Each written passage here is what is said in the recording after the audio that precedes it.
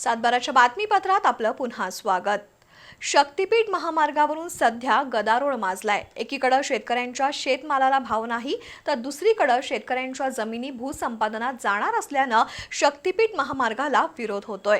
या पार्श्वभूमीवर S4A विकास आघाडीचे अध्यक्ष राजू माने यांनी शेतकऱ्यांच्या सद्यस्थितीबाबत प्रशासनाला सूचना केली आहे। शेतकऱ्यांच्या प्रत्येक उत्पादनाचं ब्रँडिंग होईल आणि शेतकऱ्याला त्याच्या मालाचा भाव ठरवण्याचं स्वातंत्र्य मिळेल, तेव्हाच अर्थव्यवस्थेत क्रांतिकारी बदल होईल।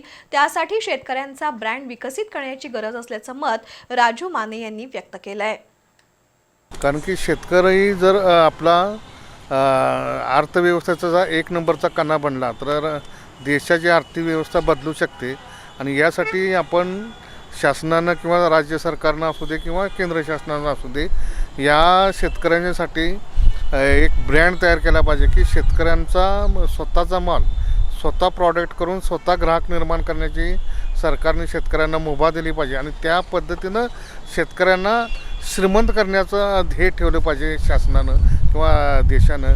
कारण का हा भारत आपला कृषीप्रधान देश आहे आणि कृषीप्रधान देशामध्ये आपला शेतकरी हा 4थ्या क्रमांकावर आहे। आणि ह्या 4थ्या क्रमांकावरचा शेतकरी जर 1 क्रमांकावर आणायचा असेल तर शेतकऱ्याला श्रीमंत करणं आणि त्याला स्वतःचा ब्रँड तयार करणं गरजेचं आहे। त्यामुळे आजची जी युवा पिढी आहे त्यांना युवा शेतकऱ्यांना जर सक्षम करायचं असेल तर शेतकरी हा ब्रँड झाला पाहिजे।